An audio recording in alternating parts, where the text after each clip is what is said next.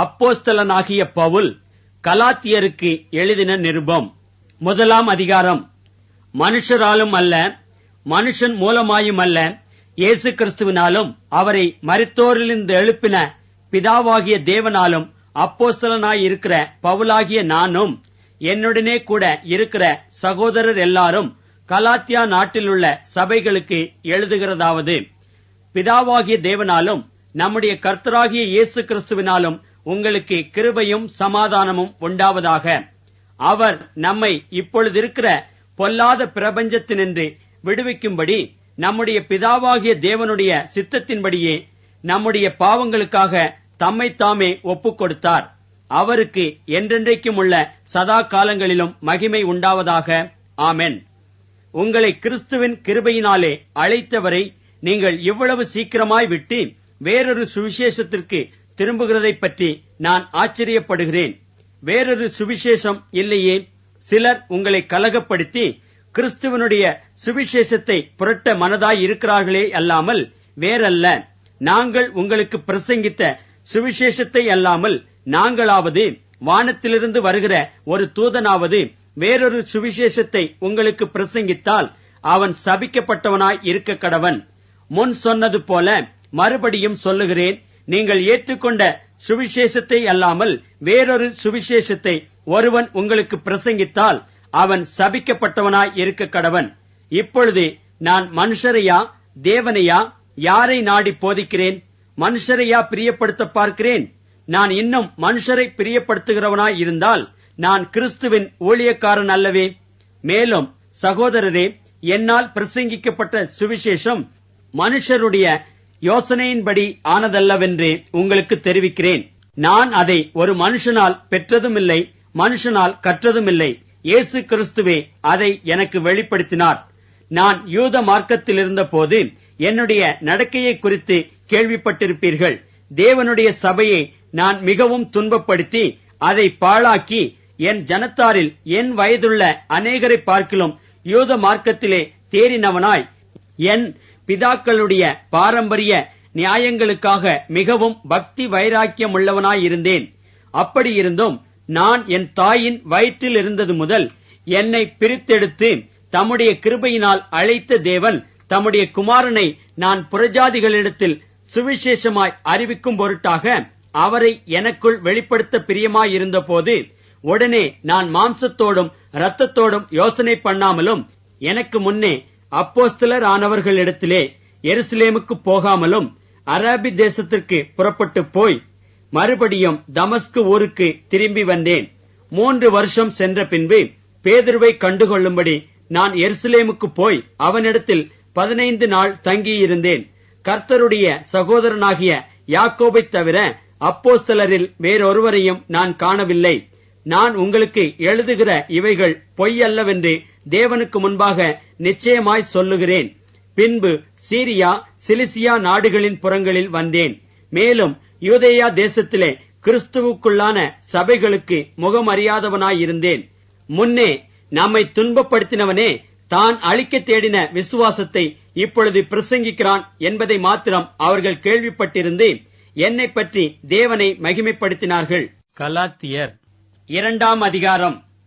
14 வருஷம் சென்ற பின்பு நான் தீத்துவை கூட்டிக் கொண்டு பர்னபாவுடனே கூட மறுபடியும் எருசலேமுக்கு போனேன். நான் தேவ அறிவிப்பினாலே போய் புறஜாதிகளிடத்தில் நான் பிரசங்கிக்கிற சுவிசேஷத்தை அவர்களுக்கு விவரித்து காண்பித்தேன். ஆயினும் நான் ஓடுகிறதும் ஓடினதும் வீணாகாத படிக்கு எண்ணிக்கையுள்ளவர்களுக்கே தனிமையாய் விவரித்து காண்பித்தேன். ஆனாலும் என்னுடனே கூட இருந்த தீத்து கிரேக்கனாயிருந்தும் விருத்த சேதனம் பண்ணிக்கொள்ளும்படிக்கு கட்டாயம் பண்ணப்படவில்லை. கிறிஸ்து இயேசுவுக்குள் நமக்கு உண்டான சுயாதீனத்தை உளவு பார்த்து நம்மை நியாயப்பிரமாணத்திற்கு அடிமைகளாக்கும் பொருட்டாக பக்க வழியாய் நுழைந்த கள்ளச் சகோதரர் நிமித்தம் அப்படியாயிற்று. சுவிசேஷத்தின் சத்தியம் உங்களிடத்திலே நிலைத்திருக்கும்படி நாங்கள் ஒரு நாளிகையாகிலும் அவர்களுக்கு கீழ்ப்படிந்து இணங்கவில்லை. அல்லாமலும் எண்ணிக்கையுள்ளவர்களாய் இருந்தவர்கள் எனக்கு ஒன்றும் போதிக்கவில்லை. அவர்கள் எப்படிப்பட்டவர்களாய் இருந்தாலும் எனக்கு கவை இல்லை. தேவன் மனுஷரிடத்தில் பட்சபாதம் உள்ளவர் அல்லவே. அதுவுமல்லாமல் விருத்த சேதனம் உள்ளவர்களுக்கு அப்போஸ்தலனாய் இருக்கும்படி பேதுருவை பலப்படுத்தினவர் புறஜாதிகளுக்கு அப்போஸ்தலனாய் இருக்கும்படி என்னையும் பலப்படுத்தினபடியால் விருத்த சேதனம் உள்ளவர்களுக்கு சுவிசேஷத்தை பிரசங்கிக்கும்படி பேதுருவுக்கு கையளிக்கப்பட்டது போல விருத்த சேதனம் இல்லாதவர்களுக்கு பிரசங்கிக்கும்படி அது எனக்கும் கையளிக்கப்பட்டதென்று அவர்கள் கண்டு எனக்கு அளிக்கப்பட்ட கிருபையை அறிந்தபோது தூண்களாக எண்ணப்பட்ட யாக்கோபும் கேபாவும் யோவானும் தாங்கள் விருத்த சேதனம் உள்ளவர்களுக்கும் நாங்கள் புறஜாதிகளுக்கும் பிரசங்கிக்கும்படி அந்நியோனிய ஐக்கியத்திற்கு அடையாளமாக எனக்கும் பர்னபாவுக்கும் வலதுகை கொடுத்து தரித்திரரை நினைத்துக் கொள்ளும்படிக்கு மாத்திரம் சொன்னார்கள். அப்படி செய்யும்படி அதற்கு முன்னமே நானும் கருத்துள்ளவனாய் இருந்தேன். மேலும் பேதுரு அந்தியோகியாவுக்கு வந்தபோது அவன் மேல் குற்றம் சுமந்ததினால் நான் முகமுகமாய் அவனோடே எதிர்த்தேன். எப்படியெனில் யாக்கோபினிடத்திலிருந்து சிலர் வருகிறதற்கு முன்னே அவன் புறஜாதியாருடனே சாப்பிட்டான். அவர்கள் வந்தபோதோ விருத்த சேதனம் உள்ளவர்களுக்கு பயந்து விலகி பிரிந்தான். மற்ற யூதரும் அவனுடனே கூட மாயம் பண்ணினார்கள். அவர்களுடைய மாயத்தினாலே பர்னபாவும் இழுப்புண்டான். இப்படி அவர்கள் சுவிசேஷத்தின் சத்தியத்திற்கேற்றபடி சரியாய் நடவாததை நான் கண்டபோது எல்லாருக்கும் முன்பாக நான் பேதுருவை நோக்கி சொன்னது என்னவென்றால், யூதனாயிருக்கிற நீர் யூதர் முறைமையாக நடவாமல் புறஜாதியார் முறைமையாக நடந்து கொண்டிருக்க புறஜாதியாரை யூதர் முறைமையாக நடக்கும்படி நீர் எப்படி கட்டாயம் பண்ணலாம்? புறஜாதியாரில் பிறந்த பாவிகளாயிராமல் சுபாவத்தின்படி யூதராயிருக்கிற நாமும் இயேசு கிறிஸ்துவை பற்றும் விசுவாசத்தினாலேயன்றி நியாயப்பிரமாணத்தின் கிரியைகளினாலே மனுஷன் நீதிமான் ஆக்கப்படுவதில்லை என்று அறிந்து நியாயப்பிரமாணத்தின் கிரியைகளினால் அல்ல கிறிஸ்துவை பற்றும் விசுவாசத்தினாலே நீதிமான்கள் ஆக்கப்படும்படிக்கு கிறிஸ்து இயேசுவின் மேல் விசுவாசிகளானோம். நியாயப்பிரமாணத்தின் கிரியைகளினாலே எந்த மனுஷனும் நீதிமான் ஆக்கப்படுவதில்லையே. கிறிஸ்துவுக்குள் நீதிமான்கள் ஆக்கப்படும்படி நாடுகிற நாமும் பாவிகளாக காணப்படுவோமானால் கிறிஸ்து பாவத்திற்கு காரணரோ அல்லவே. நான் இடித்து போட்டவைகளையே நான் மறுபடியும் கட்டினால் பிரமாணத்தை மீறுகிறவன் என்று காணப்படுவேன். தேவனுக்கென்று பிழைக்கும்படி நான் நியாயப்பிரமாணத்தினாலே நியாயப்பிரமாணத்திற்கு மரித்தேனே. கிறிஸ்துவுடனே கூட சிலுவையில் அறையப்பட்டேன். ஆயினும் பிழைத்திருக்கிறேன். இனி நான் அல்ல, கிறிஸ்துவே எனக்குள் பிழைத்திருக்கிறார்.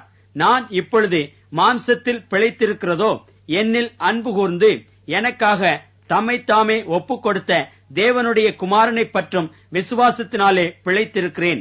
நான் தேவனுடைய கிருபையை விருதாவாக்குகிறதில்லை. நீதியானது நியாயப்பிரமாணத்தினாலே வருமானால் கிறிஸ்து மரித்தது வீணாயிருக்குமே. கலாத்தியர் 3 அதிகாரம். புத்தியில்லாத கலாத்தியரே, நீங்கள் சத்தியத்திற்கு கீழ்ப்படியாமற் போகத்தக்கதாக உங்களை மயக்கினவன் யார்? இயேசு கிறிஸ்து சிலுவையில் அறையப்பட்டவராக உங்கள் கண்களுக்கு முன் பிரத்யட்சமாய் உங்களுக்குள்ளே வெளிப்படுத்தப்பட்டிருந்தாரே. ஒன்றை மாத்திரம் உங்களிடத்தில் அறிய விரும்புகிறேன். நியாயப்பிரமாணத்தின் கிரியைகளினாலேயோ விசுவாச கேள்வியினாலேயோ எதினாலே ஆவியை பெற்றீர்கள்? ஆவியினாலே ஆரம்பம் பண்ணின நீங்கள் இப்பொழுது மாம்சத்தினாலே முடிவு பெறப் போகிறீர்களோ? நீங்கள் இத்தனை புத்தியினரா? இத்தனை பாடுகளையும் வீணாய் பட்டீர்களோ? அவைகள் வீணாய் போயிற்றேன். அன்றியும் உங்களுக்கு ஆவியை அளித்து உங்களுக்குள்ளே அற்புதங்களை நடப்பிக்கிறவர் அதை நியாயப்பிரமாணத்தின் கிரியைகளினாலேயோ விசுவாச கேள்வியினாலேயோ எதினாலே செய்கிறார்? அப்படியே ஆபிரகாம் தேவனை விசுவாசித்தான், அது அவனுக்கு நீதியாக எண்ணப்பட்டது. ஆகையால் விசுவாச மார்க்கத்தார்கள் எவர்களோ அவர்களே ஆபிரகாமின் பிள்ளைகள் என்று அறிவீர்களாக. மேலும் தேவன் விசுவாசத்தினாலே புறஜாதிகளை நீதிமான்கள் ஆக்குகிறார் என்று வேதம் முன்னாக கண்டு உனக்குள் சகல ஜாதிகளும் ஆசீர்வதிக்கப்படும் என்று ஆபிரகாமுக்கு சுவிசேஷமாய் முன்னறிவித்தது. அந்தப்படி விசுவாச மார்க்கத்தார் விசுவாசமுள்ள ஆபிரகாமுடனே ஆசீர்வதிக்கப்படுகிறார்கள். நியாயப்பிரமாணத்தின் கிரியைக்காரராகிய யாவரும் சாபத்திற்குட்பட்டிருக்கிறார்கள். நியாயப்பிரமாண புஸ்தகத்தில் எழுதப்பட்டவைகளை எல்லாம் செய்யத்தக்கதாக அவைகளில் நிலைத்திராதவன் எவனோ அவன் சபிக்கப்பட்டவன் என்று எழுதியிருக்கிறதே. நியாயப்பிரமாணத்தினாலே ஒருவனும் தேவனிடத்தில் நீதிமான் ஆகிறதில்லை என்பது வெளியரங்கமாயிருக்கிறது. ஏனெனில் விசுவாசத்தினாலே நீதிமான் பிழைப்பான் என்று எழுதியிருக்கிறதே. நியாயப்பிரமாணமோ விசுவாசத்திற்குரியதல்ல, அவைகளை செய்கிற மனுஷனே அவைகளால் பிழைப்பான். மரத்திலே தூக்கப்பட்ட எவனும் சபிக்கப்பட்டவன் என்று எழுதியிருக்கிறபடி கிறிஸ்து நமக்காக சாபமாகி நியாயப்பிரமாணத்தின் சாபத்திற்கு நம்மை நீங்களாக்கி மீட்டுக் கொண்டார். ஆபிரகாமுக்கு உண்டான ஆசீர்வாதம் கிறிஸ்து இயேசுவினால் புறஜாதிகளுக்கு வரும்படியாகவும் ஆவியை குறித்து சொல்லப்பட்ட வாக்குத்தத்தத்தை நாம் விசுவாசத்தினாலே பெறும்படியாகவும் இப்படி ஆயிற்று. சகோதரரே, மனுஷர் முறைமையின்படி சொல்லுகிறேன், மனுஷர்களுக்குள்ளே உறுதி பண்ணப்பட்ட உடன்படிக்கையை ஒருவனும் தள்ளுகிறதும் இல்லை, அதனோடே ஒன்றையும் கூட்டுகிறதும் இல்லை. ஆபிரகாமுக்கும் அவனுடைய சந்ததிக்கும் வாக்குத்தத்தங்கள் பண்ணப்பட்டன. சந்ததிகளுக்கு என்று அநேகரை குறித்து சொல்லாமல் உன் சந்ததிக்கு என்று ஒருவனை குறித்து சொல்லியிருக்கிறார். அந்த சந்ததி கிறிஸ்துவே. ஆதலால் நான் சொல்லுகிறது என்னவெனில், கிறிஸ்துவை முன்னிட்டு தேவனால் முன் உறுதி பண்ணப்பட்ட உடன்படிக்கையை 430 வருஷத்திற்கு பின்பு உண்டான நியாயப்பிரமாணமானது தள்ளி வாக்குத்தத்தத்தை வியர்த்தமாக்க மாட்டாது. அன்றியும் சுதந்திரமானது நியாயப்பிரமாணத்தினாலே உண்டானால் அது வாக்குத்தத்தத்தினாலே உண்டாயிராது. தேவன் அதை ஆபிரகாமுக்கு வாக்குத்தத்தத்தினாலே அருளிச் செய்தாரே. அப்படியானால் நியாயப்பிரமாணத்தின் நோக்கம் என்ன? வாக்குத்தத்தத்தை பெற்ற சந்ததி வருமளவும் அது அக்கிரமங்கள் நிமித்தமாக கூட்டப்பட்டு தேவதூதரை கொண்டு மத்தியஸ்தன் கையிலே கட்டளையிடப்பட்டது. மத்தியஸ்தன் ஒருவனுக்குரியவன் அல்ல, தேவனோ ஒருவர். அப்படியானால் நியாயப்பிரமாணம் தேவனுடைய வாக்குத்தத்தங்களுக்கு விரோதமா? அல்லவே. உயிரை கொடுக்கத்தக்க நியாயப்பிரமாணம் அருளப்பட்டிருந்ததானால் நீதியானது நியாயப்பிரமாணத்தினால் உண்டாயிருக்குமே. அப்படி இராதபடியால் இயேசு கிறிஸ்துவை பற்றும் விசுவாசத்தினாலே பலிக்கிற வாக்குத்தத்தம் விசுவாசம் உள்ளவர்களுக்கு அளிக்கப்படும்படி வேதம் எல்லாரையும் ஏகமாய் பாவத்தின் கீழ் அடைத்து போட்டது.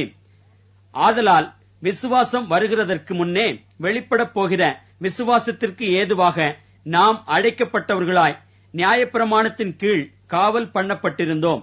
இவ்விதமாக நாம் விசுவாசத்தினாலே நீதிமான்கள் ஆக்கப்படுவதற்கு நியாயப்பிரமாணம் நம்மை கிறிஸ்துவனிடத்தில் வழி நடத்துகிற உபாத்தியாய் இருந்தது. விசுவாசம் வந்த பின்பு நாம் உபாத்திக்கு கீழானவர்கள் அல்லவே.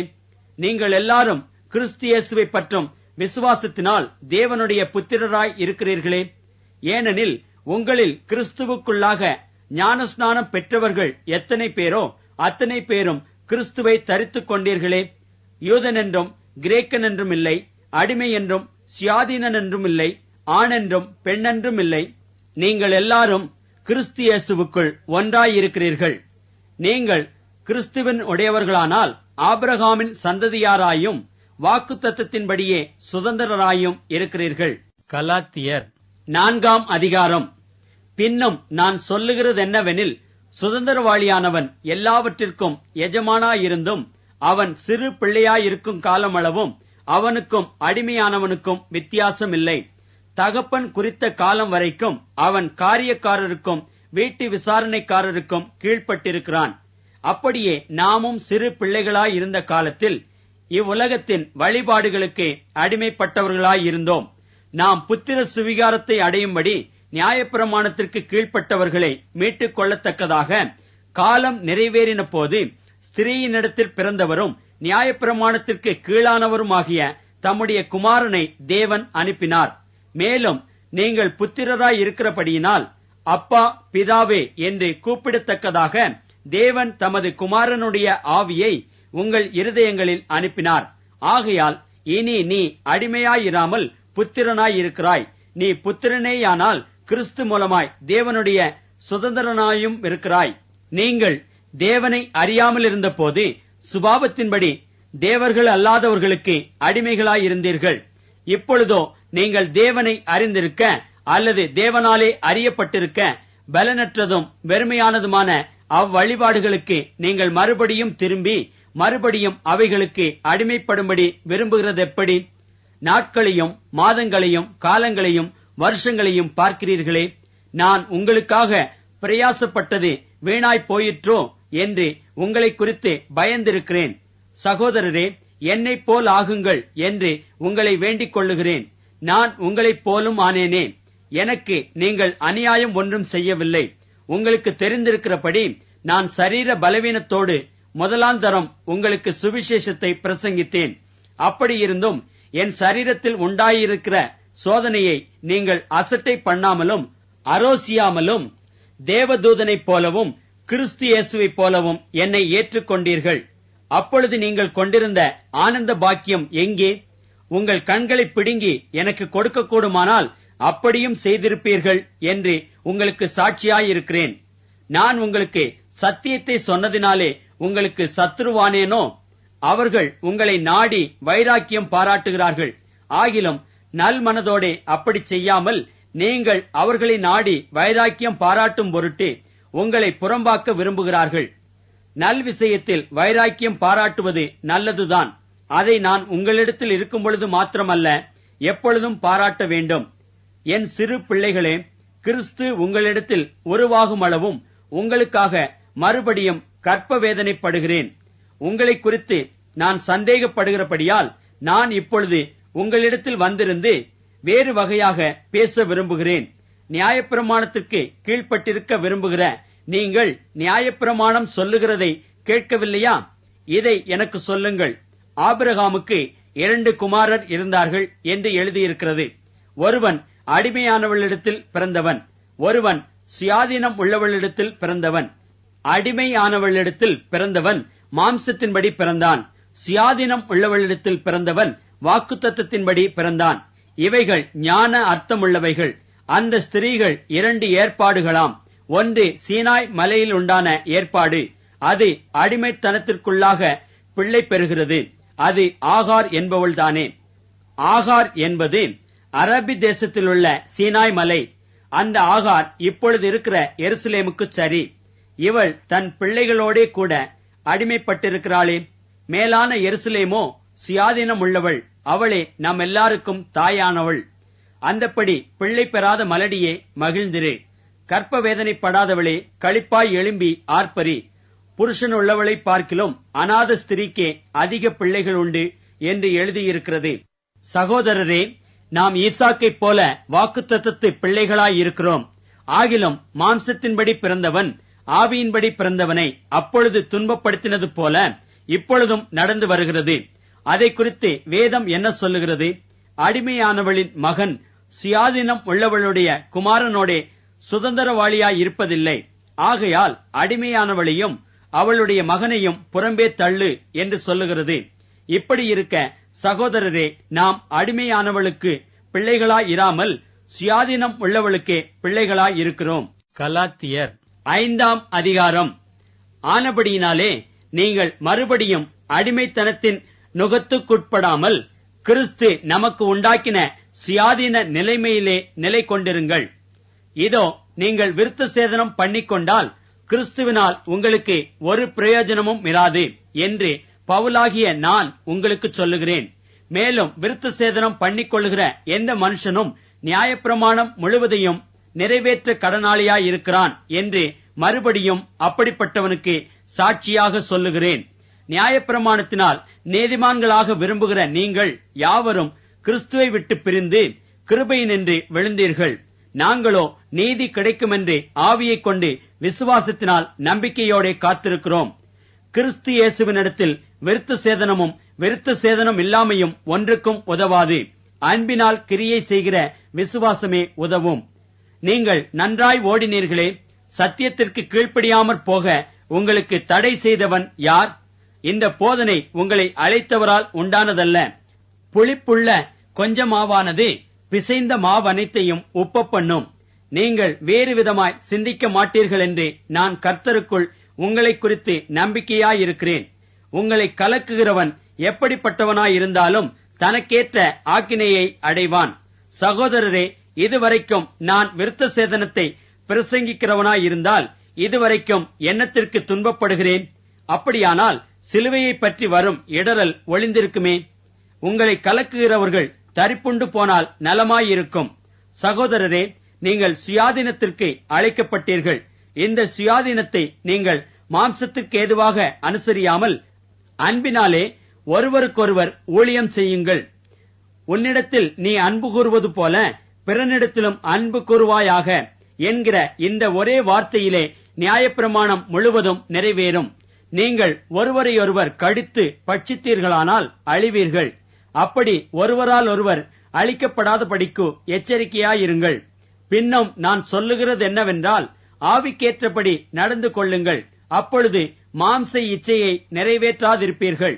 மாம்சம் ஆவிக்கு விரோதமாகவும் ஆவி மாம்சத்துக்கு விரோதமாகவும் இச்சிக்கிறது. நீங்கள் செய்ய வேண்டும் என்றிருக்கிறவைகளை செய்யாதபடிக்கு இவைகள் ஒன்றுக்கொன்று விரோதமாயிருக்கிறது. ஆவியினால் நடத்தப்படுவீர்களானால் நீங்கள் நியாயப்பிரமாணத்திற்கு கீழ்ப்பட்டவர்கள் அல்ல. மாம்சத்தின் கிரியைகள் வெளியரங்கமாயிருக்கின்றன. அவையாவன: விபசாரம், வேசித்தனம், அசுத்தம், காமவிகாரம், விக்கிரகாராதனை, பில்லிசூனியம், பகைகள், விரோதங்கள், வைராக்கியங்கள், கோபங்கள், சண்டைகள், பிரிவினைகள், மார்க்கப்பேதங்கள், பொறாமைகள், கொலைகள், வெறிகள், களியாட்டுகள் முதலானவைகளே.